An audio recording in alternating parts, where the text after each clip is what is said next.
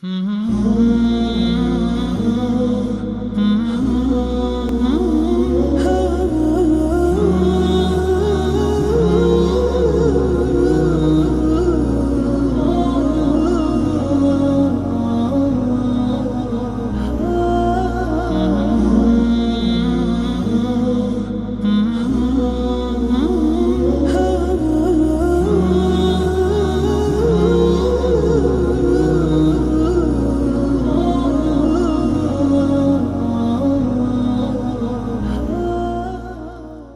الله الرحمن الرحيم.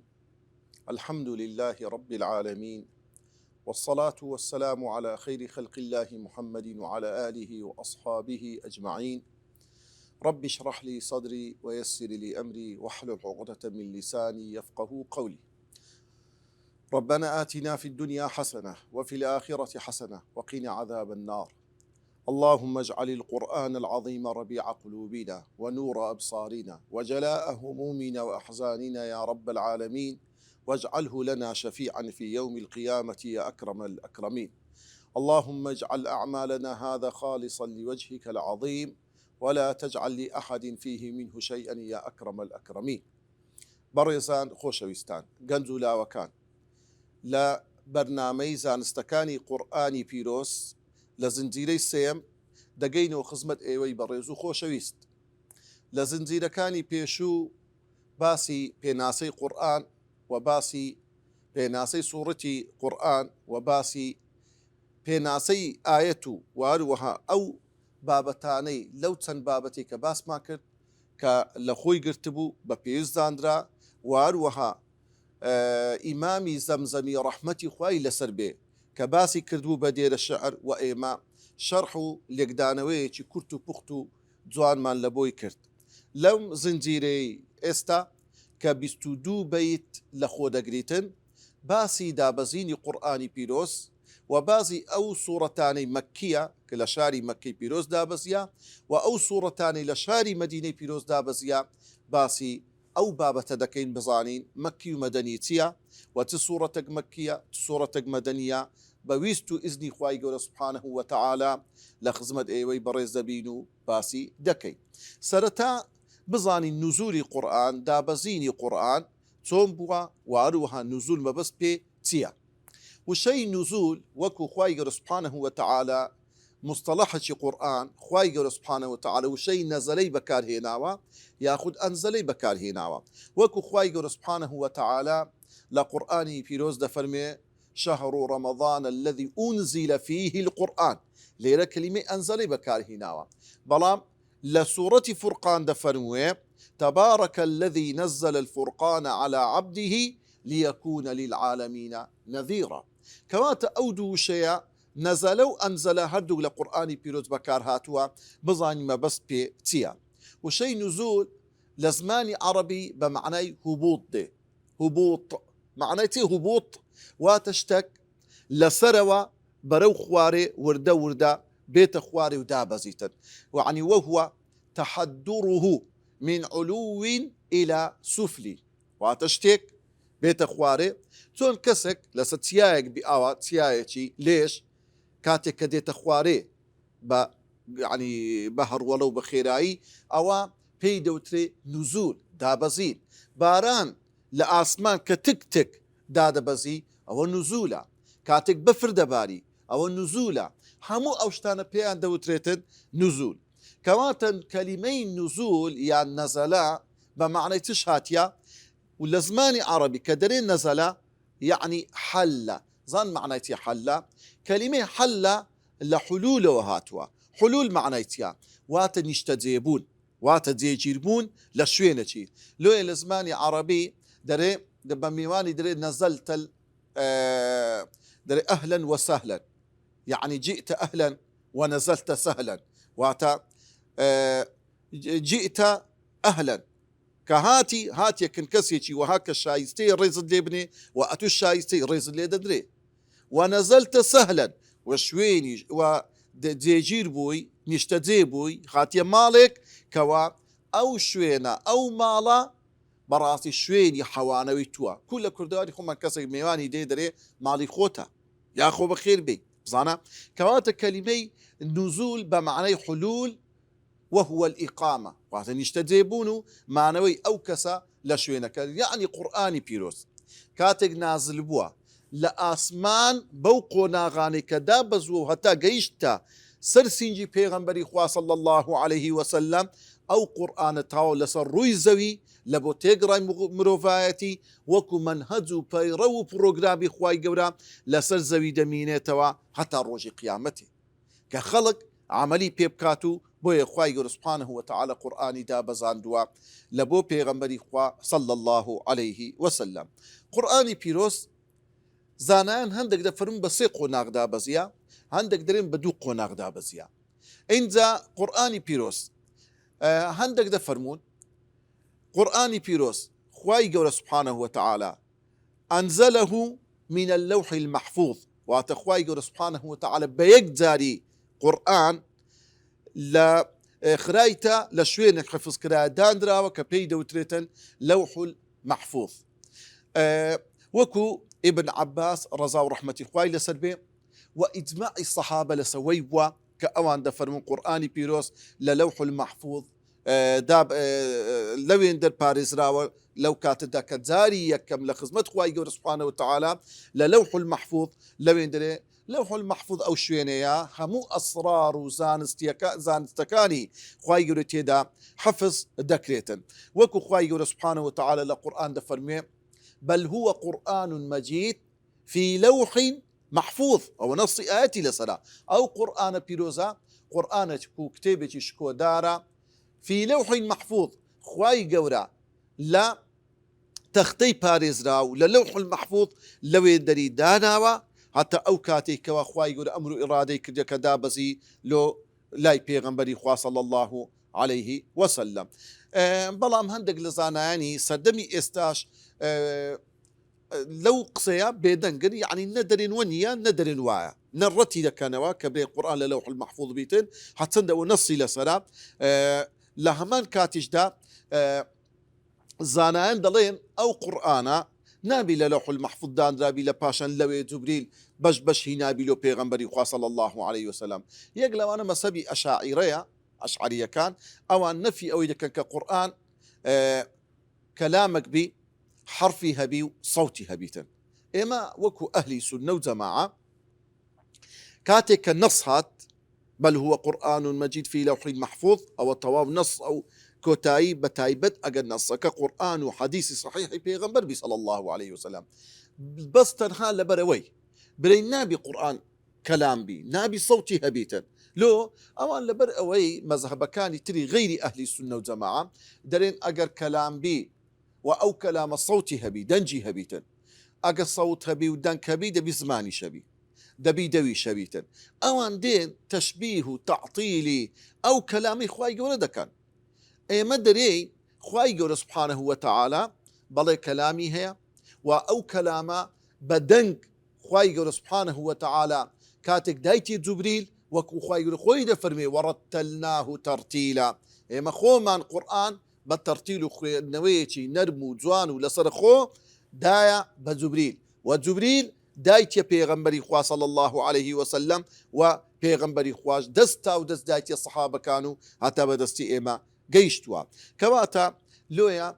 ئیجماع لەسەر ئەوەیە و نەسی ئاەت و دەقیشی لەسەرەکە قورئان جاری یەکەم دابەزووە قۆناغی یەکەم لە لەوح المحفوظ اینجا لە لەوح المحفوظەوە دابەزیە لۆ پێغەمبەری خوا صلی الله عليه وسلم کە لە ماوەی 23 ساڵی تەواو قورئان بڕ واتە بڕگە بەش پارچە قورئان لۆ پێغەمبەری خوا صلی الله عليه وسلم دابەزیوە وەکو خوای گەورە خۆی دەفەرمێ وقال الذين كفروا لولا نزل هذا القرآن جملة واحدة كافر و بێباوەڕەکانی قوڕەیش دەیانگو ئەگەر ئەو قورئانە لەلایەن خوایە محەممەد بۆ خۆی ڕێکی ناخاتن یان لە خەڵکی وەرناگری لۆ قورئان بە یەکجاری دانابەزی خوای گەورە دەفەرمێ کەذالیکە دەفەرمێ لۆیە ئێمە ئەو قورئانە بۆ شوێ دادەبەزین لەبەر دووهۆ كذلك يكم لنثبت به فؤادك لۆ جێگیرکردی دڵی تو ئەی پێغەمبەری خوا صلی الله عليه وسلم وەڕەتەلناه تەرتیلا و لە بۆ ئەوەی ئەو قورئانە بە تەرتیل و خوێندنەوەیەکی ڕێک و چاک و باش بگاتە سەر دڵی تو بە تو بگات ئەی پێغەمبەری خوا لۆیە ئێمە قورئانی پیرۆزمان بۆ شێوەیە دابەزاندیە. کەواتە ئەو قورئانی پیرۆزە دابەزیە ئەگەر بە جێرەی کات و سات و بە گوێرەی شوێنەکانی کە قورئانی لێ دابەزیە قورئانی پیرۆز بە لە دوو شوێنی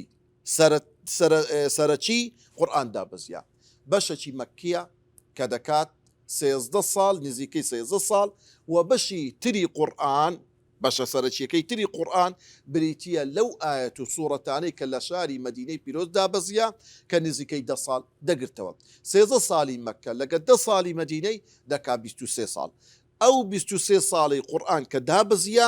ئەویش دابەش دەکرێت لە بۆ 12 جۆر. 12 جۆرمان هەیە. ئەو ئاەتانەی بە ڕۆژ دابەزیە و ئەو ئاەتانەی بە شەو دابەزیە. ئەو ئاەتانەی لە هاوین دابەزیە و ئەو ئاەتانەی کەوا لە زستان دابەزیە. ئەو ئاەتانەی لە سەفەر دابەزیە ئەو ئاەتانەی کاتێک کە پێغەمبەری خوا لە ماڵ بووە دابەزیە. ئەوە بە هەمووی گشتی کە لێکی بدەینەوە 12 جۆرمان هەیە بە گشتی ینی لە گشتیەکەی قورئان دابەزینی قورئانی پیرۆز کە ئینشاءڵڵا دەینە سەری و باسی دەکەین. ئێستا دەچینە خزمەت بەیتەکانی شعری زەمزەمی لە دەربارەی دابەزینی قورئانی پیرۆز. شەیخی زەمزەمی دەفەرموێ مكيه ما قبل هجرة نزل والمدني ما بعدها وإن تسل. دەفەرموێ مكيه واتە ئاەتە مەکیەکانی قورئان چییە مەکی ما قبل هجرة نزل ئەو ئاەتانەیە لە پێشی کۆچکردنی پێغەمبەری خوا صلی الله عليه وسلم دابەزیە. والمدني و ئەو ئاەتانەی لە شاری مەدینە دابەزیە ما بعدها واتە ئەوەی لە پاشی کۆچی پێغەمبەر صلی الله عليه وسلم دابەزیە وئین تەسەل ئەگەر ئەتو پرسیار دەکەی و بە دوو علمدا دەگەڕێی ئەوە مەکی و مەدەنیە. خۆشەویستان لە بۆ تعریفی مەکی و مەدەنی تعریفاتێکی زۆر هەیە بەڵام باشترین تعریف لە تعریفی مەکی و مەدەنی ئەو تعریفەیە لۆیە شەیخی زەمزەمیش هەر ئەو تعریفەی باسکردیە کە دەفەرمێ والمەکی ما نزل قبل الهجرة وإن نزل بغيرها. يعني بزان أو تعريفي زانان كلا علوم القرآن لزانستكاني قرآن بيناسيت مكي دكان دفرمون مكيتيا ما نزل قبل الهجرة هاد آياتك لبيشي كوتي بيغمبري صلى الله عليه وسلم دابزي بي لبيشي كوت وإن نزل بغيرها أجر أو آيات لشاري مكة داب لمدينة دابزي بي أقل لغير مكة دابزيبي هرب مكي حسيبا. يعني هجرتي بيغمبري صلى الله عليه وسلم وكنا برق دان درايا لو آية مكية كان ولبو آية مدنية كان. أدي مدني دفن والمدني ما نزل بعد الهجرة وإن والمدني ما نزل بالمدينة وإن نزل بمكة. وآية كان مدينة مدني واتلشاني مدينة دابز يبقى مدني حسيبا بآيات مدينة برين قناغي مدينة حسيبة أجر لشاري مكة دابزيبي. لو كاتب في غنبري صلى الله عليه وسلم كوتي كرت زوجة سفري دكرت يقلا أنكم الله آياتك دابزي لصلح الحديبية لصالي شاشي كوتي. لو كاتب في غنبري فتحي مكة كرت لصالي هشتي كوتي كومري زور آيات دابزي لناو شاري مكة بلام أو آياتانا باعتباري أوي كوال لباشي كوتي بيغمبر صلى الله عليه وسلم هرب مدني حسيبا. باشا سود قازان دي زانيني آياتي مكي مدنيتيا طبعا لبو زانيني آياتكاني مكي مدني چەند سود و قازانجێکی زۆر هەیە بەڵام بە کورت و پوختی ئێمە ئاماژە بە سێ لەو سود و قازانجا دەکەین. یەکەمینیان هەر ئاەتەکی مەکی يعني كاتك دابزية بزاني أو آية لما كي دابزية وأو آية لما ديني دابزية قرنتريشد أويا خواي قول سبحانه وتعالى فيري أو ما عندك حكمة للتشريع داناني أو قرآن كتشريع كشريعة لبوب بري مروفاتي كبرنامج جياني مروفا خواي قول سبحانه وتعالى أو قرآني كتشريع كرديا وات حكمتي تشريعي خواي قول حكمتي تيدا داناي تيدا لو تمشابك خواي قول سبحانه وتعالى لو آيتاني كالشاري مكي بيروز دابزي خواي قول تركيز سبابة عقيدة دكات باوربون بخوا ناسيني خوا عظمتي خوا وباسي زندي بونو روجي قيامتي تيدا زور تركيز أو بابت هيدكا بلام آتكاني مدينة خواهي يقول التشريعاتي تدا باس كرديا كواتي يچيك لوي كاتي كأتو كسك پرورده دكي كاتي ككوملك پرورده دكي دبي براسي حكمت هبي لوي حسابي مرحلي قوناغي جياني بكي أو مرحلي أو تيدادجي شوينكي زيغاكي وهروها قوناغي جياني لوي پیغمبري خواه صلى الله عليه وسلم أو آتاني كداد بزلو سري براستي حكمتي أو وكتشريع داناني أو شريعة بجيري بيويستي كاتوش ساتو شوين وخلق كيبوا وهروها دوام زانيني ناسخ ومنسوخ كبعلمتي سرب خويا أو آتاني كدابزيا لمكي يعني بيشت الدابزيا وأو آتاني لدوات الدابزيا بشتيان إما كزاني من أو آت دواي دابزيا أو لبيشت الدابزيا أو آيتي لبيشت يعني لدوات الدابزيا حكمي أو آيتك يهمان مبس دقينا يك مبستن باسي يك بابد دكان بلام أو آيت بشيويك أو بشيويك كواتا أو آيت نسقي أو آيت بيشو دكاتن كواتا يشك لحكمة كاني زانيني آياتي مكي وآياتي مدني لبو نسخة زانيني آياتي ناسخ وآياتي منسوخ سيمشت الفهم والاستيعاب لكتاب الله تعالى وأسلوب الدعوة وفهم معانيه دومين سيمين خال لبو زانيني آياتي مكي ومدني أويا تيجيشتن لمعنى كاني قرآني بيروز حتى باشرته لمعنى قرآن بقي دبي بزاني آياتي مكي لتقوناغك دابزيا وآياتي مدني لتقوناغك دابزيا واروها بتايبل لبو داعي بان خوازان بزاني أو آياتانا كاتك أتو آياتي مكي دخيني ودزاني تبابة قرنقا لويا وأروها كاتك باسي أحكامي شرعي دكي أو آياتاني كوا لشاري مدينة دابزيا تاكتر لقرآني بيروزكي بتايبن لبو جيان نامي بيغمبر صلى الله عليه وسلم لبو سيري بيغمبري خوا صلى الله عليه وسلم أتو آياتكان هريكا بجيري قناغي غوي تفسير دكي إن دخوين نميتي جوان دكي لبو جيان نامي بيغمبر صلى الله عليه وسلم هلويستو موقف كاني بيغمبري خوا هل دسنجيني كبيغمبري خوا لهردو قناغ بتشي وازك جياني بسر برديا استدين سر أو صورتاني كوا صورتي مدنينا كجماريان بستونو صورتا شيخي زمزمي رحمتي خواي لسربي لتندير الشعر باسي صورة كاني مدني دكا كذا فرموي فالمدني أولة القرآن مع أخيرتيه وكذا الحج تبع مائدة مع ما تلت أنفال براءة والرعد والقتال وتالياها والحديد والنصر قيمة زلزلة والقدر والنور والأحزاب والمجادلة وسير إلى التحريم وهي داخله وما عدا هذا فهو المكي على الذي صح به المروي دفرمي سورة كاني مدني كبري دفرمي سورة كاني مدني كبريتيا لبستو سورة بوشوي ديجبيري فالمدني دفرمي أو سورتان كوا بصورتي مدني حسيبة واتلشاري مدينة دابزيا أولتا القرآن هدو سورة كاني سلتاي قرآن طبعا ليلة دا مخصري بيتيا ديار مفهومة يكم سورة قرآن فاتحة هم كسك دزاني بلان فاتحة نا بلكو أولة القرآن ليلة مخصري بيتيا سورة بقرة سورة آل عمران كوات أولتا القرآن مخصري بي سورة بقرة آل عمران أو دو سورتي كوا لسورة درجة كان أو هدو تيان بسورة مدني حسيبا مع أخيرتيه وكذا الحج تبع ما أخيرتيه مخصري بيتي وهو هدو سورة كوتاي قرآن يعني دو سورة سرتاي قرآن كبقرة وآل عمران ومدنية زقل فاتحة طبعا فاتحة بمدني حسيبنية أولتا مخصري بقرة وآل عمران مع أخيرته لقى هدو سورة كوتاي قرآن كبريتية لمعوذتين وات سورة فلق ناس أو دو سورتش أو هردو تيان أوانيش لشاري مدينة بيروز دابزيا. وكذا الحج تبع وصورة حجيش تابعي وانا واتا بهما شوي صورة مدني حسيبا. مائدة مع ما تلت أنفال، وهروها دفن صورة مائدة مع ما تلت أنفال، وهروها لقل صورة دواي مائدة كذا كان لدو صورة مائدة صورة أنعام أنفال، وصورة أنفاليش حسيبك بصورة مدني. براءة، وهروها صورة براءة ذكاء صورة توبة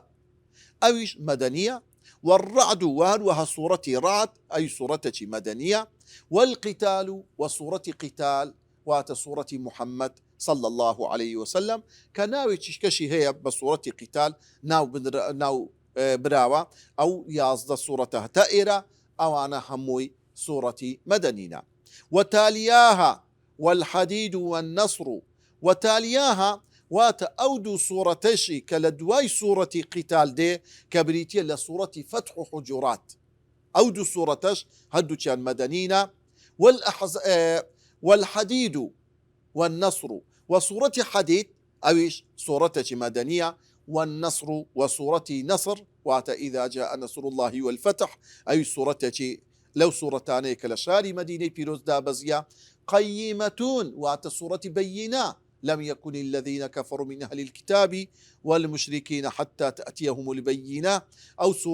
صورة مدنية. زلزلة والقدر، وصورة زلزلة إذا زلزلت الأرض زلزالها. وصورة قدر إنا أنزلناه في ليلة القدر أو صورتانش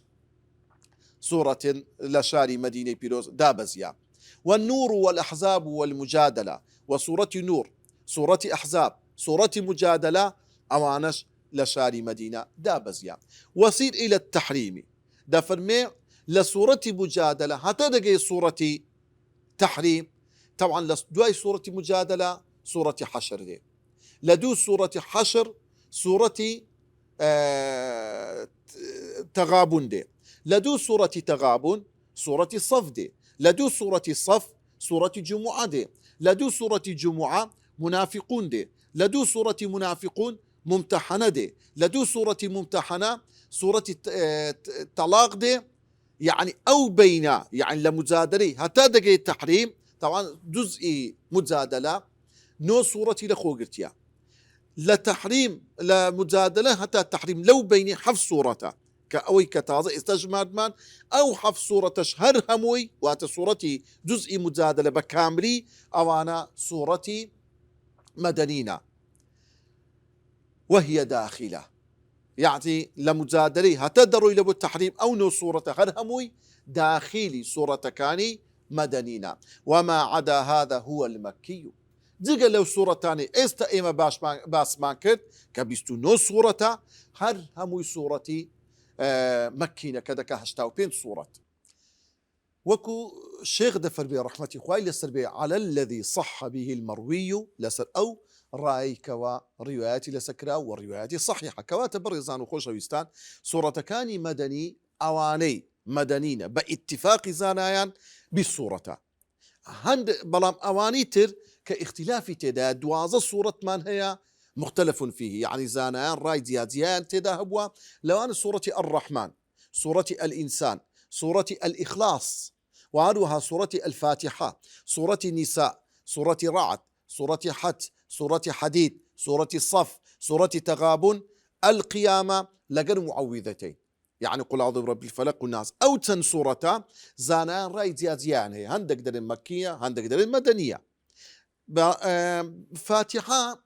تن قولة تدا سي قولة تدا هندك در صورة فاتحة مكية هندك در المدنية راي سي أويا كبراسي أصح أقوال يعني الراسترين قول لدرباري صورة فاتحة أويا صورة فاتحة دو زار دابسيا زارق لشاري مكي بيروت زارق لشاري مدينة أو راسترين وطواوترين رايا سبارد با صورة فاتحة أو زارا أو صورة تاني كدابزيا لا الحضري والسفري وات أو صورة تاني كبيغمبري خلا مال وعنوات نشتزيب ولا شاري مديني بوا يعني لما كيبوا دابزيا ئەوانیش دابەش دەکرێت لە بۆ دووجار حەضەری ئەوەی کە پێغەمبەر لە ماڵ بووە و سەفەری و ئەوەی پێغەمبەری خوا لە سەفەر بووە ئەوجە سەفەری ئاساییبی یاخود لە بۆ غەزابی یاخود هەر دەرچوونەکی تر بیتن پێغەمبەری خوا صلی الله علیه وسلم کە ئەو ئاەتانەی لە بۆ دابەزیە دەفەرموێ ئیمامی زەمزەمی والسفري كآية التيمم مائدة بذات جيش فاعلمي أو هي بالبيداء ثم الفتح في كراع الغميم يا من يقتفي دفرمي والسفري وأو آياتان لسفر دابزيا واتە پێغەمبەری خوا لە دەرەوەی شاری مەدینە بووە دابەزیە کە ئاەتی تەیەموم وەکو ئاەتی تەیەموم کە دابەزی پێغەمبەری خوا لە گەشتێک بوو لە سەفەرێک بوو کاتێک کە دەرچوو بوو لە گەجەی شێک لە بۆ شوێنێک لەوێن دەرێ پێغەمبەری خوا صلی الله عليه وسلم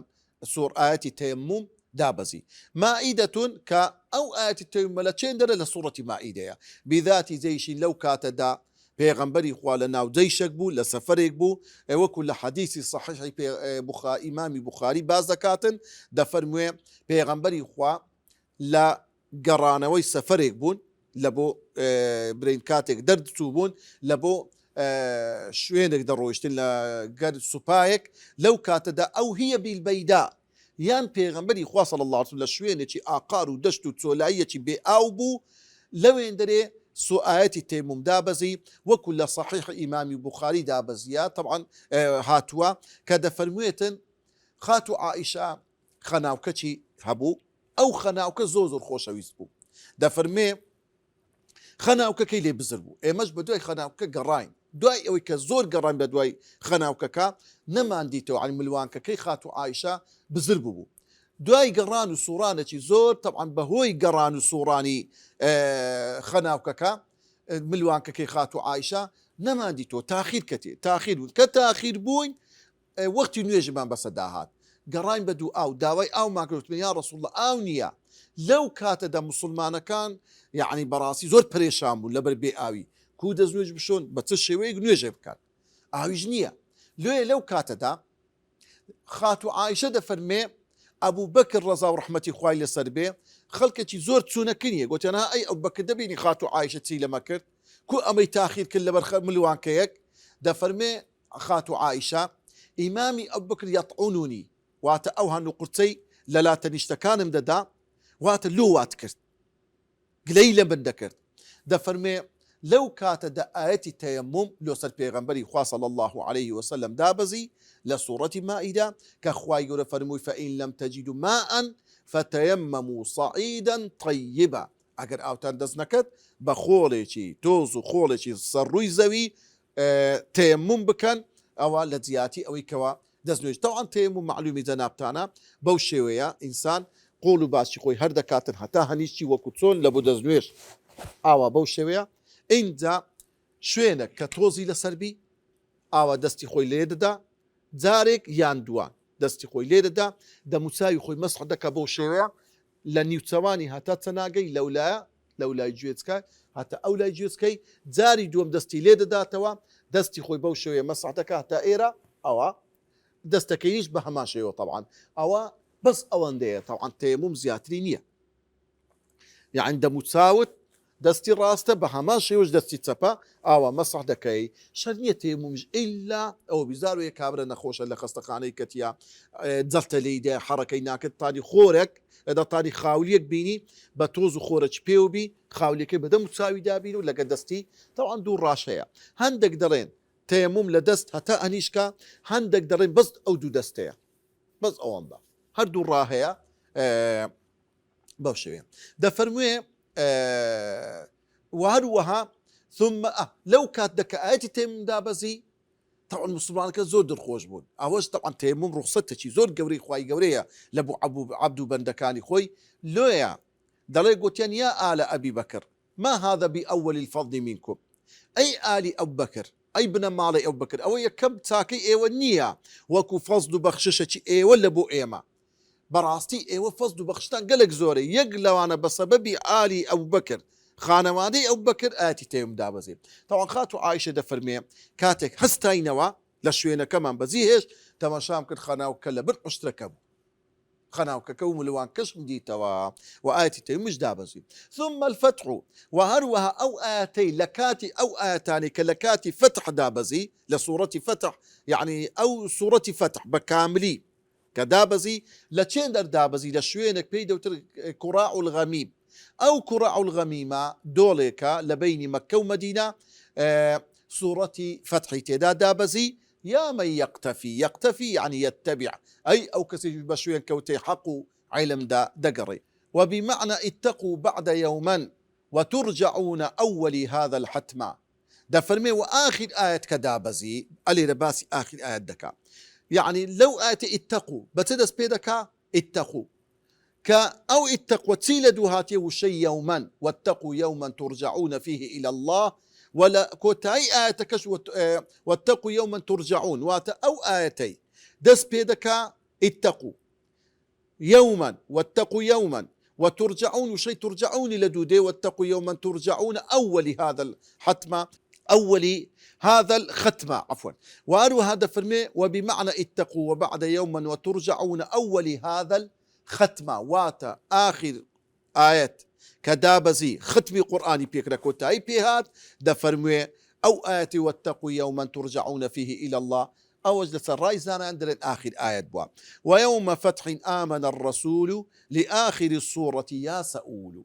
ودا فرمي ولا الروج فتح آيتي آمن الرسول دابزي طبعا للروج فتح مكة واتا أو آمن الرسول بما أنزل إليه آخر آية السورة يعني هدو كوتاي آية كاني سورة بقرة دابزي آخر سورة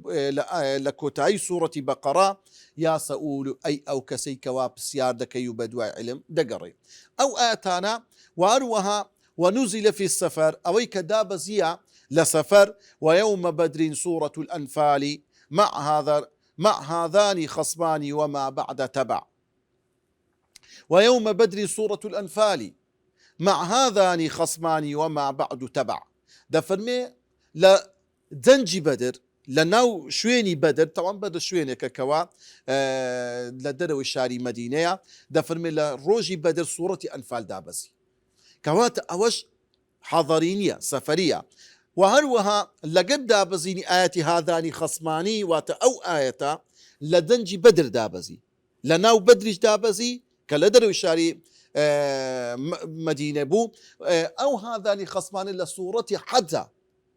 لو يندري أو آية لو يندر دابزي وما بعد تبع وهروها بو شوية سورة كاني أو أتسن آية كتريش لو يندر دابزي إلى الحميد ثم إن عاقبتم فعاقبوا بمثل ما عوقبتم هذان خصماني لقد آية كاني دواي حتى دقات إلى الحميد يعني حتى دقات وين دري لقد إن عاقبتم فعاقبوا بمثل ما عوقبتم أويش دابزي لچين در دابزي إن عاقبتم فعوقبوا بمثل ما عوقبتم أو لصورة أحد دابزي لا دنجي أحد دابزي دفرمي بأحد وعرفات رسموا اليوم أكملت لكم وما ذكرنا هنا ليسير والحضري وقوعه كثير دفرمي إن عاقبتم فعاقبوا بمثل ما عوقبتم بأحد أولا شيء دابزي لدنجي أحد وعرفات وهروها لسرت شيء عرفات رسموا واتا ديجير كرايا ودياري كرايا كأو آية اليوم أكملت لكم دينكم وأتممت عليكم نعمتي ورضيت لكم الإسلام دينا لچندر دابزي لا حجة الوداع بيغنبري خواه صلى الله عليه وسلم لو كاتي بيغنبري خواه لعرفيبو كوا للروجي يعني عرفة أو آية دابزي وما ذكرناها هنا ليسيروا أو كباس ماكن لو آياتاني كوا لسفري وحضري كميتي كما يعني هموما بازنك تسنو منك فان هنايا والحضري وقوعه كثير بلان بزانا أو آياتاني لكاتي نشتديبوني مانوي بيغنبري خوال ماضي خوي زياتر جماريان لو آياتاني كوا لسفر دابزيا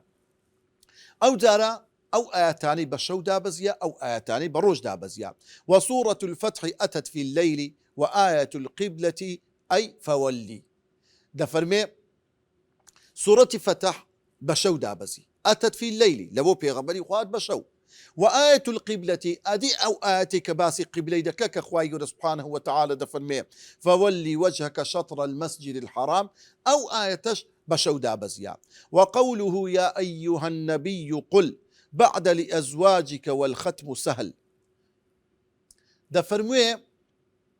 وقوله وأو آتك دابزي يا أيها النبي قل كخواي يقول أمر دك ببيغمبري خوا صلى الله عليه وسلم كوا فرمان بك بخيزان كاني وهروها بهمو خانوادي خوي كحجاب بكن أو آتش بشو دابزيا أعني التي فيها البنات للتي خصت بها أزواجه فاثبتي دفرمي ما بس ما بيشي هن آيته طبعا تن آيتك باس حجاب دكا دفرمي أو آياتيك أخواي دفرمي يا أيها النبي قل لأزواجك وبناتك كأو آياتيك باز زكاة دفرمي أو آياتش أولو سر بيغنبري خواي دابزي صلى الله عليه وسلم لشو خصت بها أزواجه بتاي بلبو خيزان كاني بيغنبر وخانوادي بيغنبر دابزيا فاثبتي أقال لي بي أويل لا يخوت ثابت بك ودياري بك وأقدار باب كوت الليلي أو آتاني بشو دابزيا النهاري أو آتاني بالروج دابزيا أو تن آتي كباس ماكد وكو ابن عمر دفر بي كاتك إما لقبابوي لنويجي بياني كيكسك هات فرموي پیغمبری خوا صلی الله عليه وسلم او شو آية قرآني لبو دابزيا لسورة أحزاب كخواي قول دفمي يا أيها النبي قل لأزواجك إن كنتن تردن الحياة الدنيا وزينتها فتعالين أمتعكن وأسرحكن صراحا جميلا دفرمي أو آية دابزي كسبب نزولكي دفرمي إمام عمر سودي ديت فرمي أي سوداء لبرتس أنقو خوتان دانا بوشن فانظري كيف تخرجين تمشابك توني هات تدري زوري بينا خوش بو إمام عمر إن زاد فرمي أو آية بشوكي دابزي لبو بيغمبري خوا صلى الله عليه وسلم. وأروى آية اشتد في آية الثلاثة الذين أي خلفوا وآية الثلاثة الذين خلفوا وآية الثلاثة الذين أي خلفوا بتوبة يقينا. وأو آية درباري سيكسكي كبدوا كوتن لزنج تبوك كخواي يقول التوبة لقبول كردن كخواي يقول على الثلاثة الذين خلفوا حتى إذا ضاقت عليهم الأرض بما رحبت حتى أخيري. أو آتش لشو دابزي وكو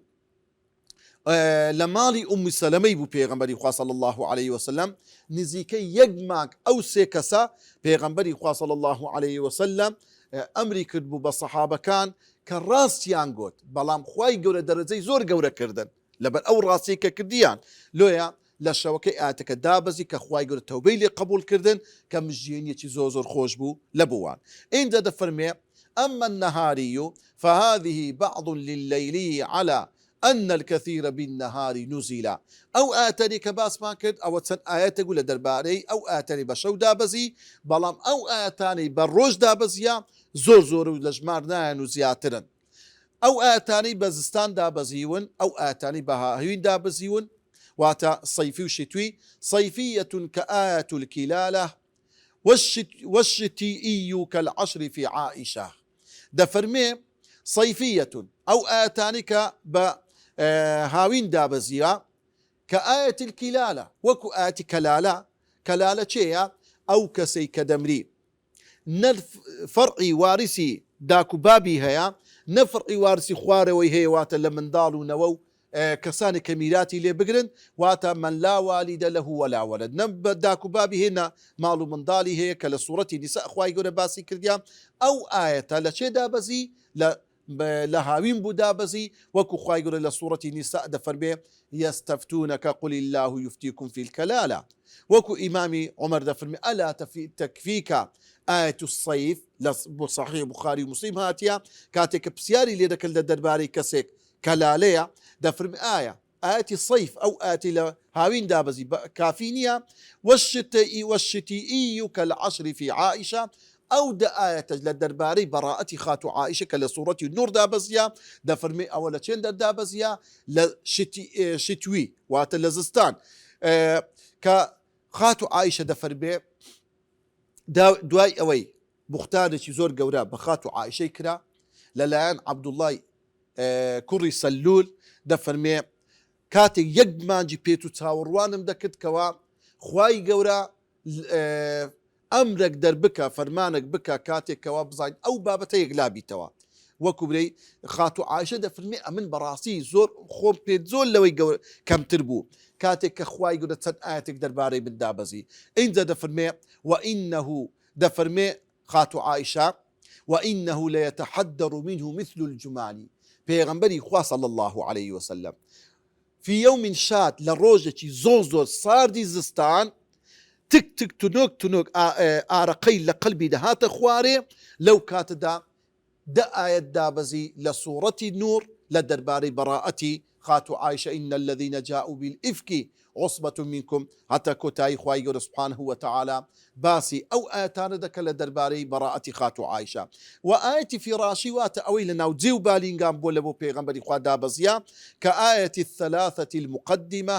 في يومه في بيت أم سلمة يلحقه النازل مثل الرؤيا لكون رؤيا الأنبياء وحيا دەفەرمێ و ئەو ئاەتی دەربارەی ئەو سێ کەسی کە باسمان کرد کە خوای گەورە تەوبەی لێ قبولکردن لە پێشەوە باسمان کرد في نومه پێغەمبەری خوا لە خەودا بوو لە ماڵی ئوم سەلەمە بوو يلحقه النازل مثل الرؤيا ئەو ئاەتە لەسەر پێغەمبەری خوا صلی الله عليه وسلم دابەزی وەکو خەونێک بوو یعنی وەکو پێغەمبەر لە خەوێ بوو ئاەتەکەی لە بۆ دابەزی لۆ لكونی رؤيا الأنبياء وحيا چونکە وحی پێغەمبەران ئەگە بە وحیش قورئانیان لە بۆ بێ ئەو هەر بە وحی حسێبە وەکو بەخەون حسێبە کەواتە ئەو ئاەتانەش دابەزی هەر وەکو سوورەتی کەوثەر وەکو ئیبن عەباس دەجێڕتەوە دەفەرمێ پێغەمبەری خوا صلی الله عليه وسلم بۆرژانێکی بەسەدات کاتێک سەری برن کرد فەرمووی ئێستاکە سوورەتێکم لەسەر دابەزی سوورەتێکی زۆر گەورە و پیرۆز ئینجا ئینە ئاعطەیناکە الکەوثەری خوێندەوە پێغەمبەری خوا صلی الله عليه وسلم بە کورت و پوختی ئەو چەند ئەو ئاەتانەی یعنی چەند ئاەتێک بە کورتی ئاماژەمان بە چەند ئاەتە کرد ڕەنگە ئاەتی کەش هەبیتن بەڵام ئەوە وەکو نمونەیە ئەو ئاەتانەی کەوا دابەزیە کە 12 جۆر دەگرتەوە لە ئاەتەکانی کەوا بە شەو دابەزیە ئەوەی بە ڕۆژ دابەزیە ئەوەی لە زستان دابەزیە ئەوەی لە هاوین دابەزیە ئەوەی لە ماڵ دابەزیە ئەوەی پێغەمبەری خوا لە سەفەر دابەزیە ئەوە بە کورت و پوختی شەیخی مەنظومی باسی کرد لە کۆتاییدا دەپاڕینەوە لە خوای گەورە سبحانه وتعالى دڵ و دەروون و ناخمان ڕۆناک بکات و بە نووری قورئان شارەزامان بکە لە زانستەکانی قورئان خوای گەورە بەرچاو ڕوو دەم و چاومان ڕۆناک بکاتەوە لە ڕۆژێک يوم تبيض وجوه وتسود وجوه وصلى الله وسلم وبارك على سيدنا محمد وعلى آله وصحبه أجمعين.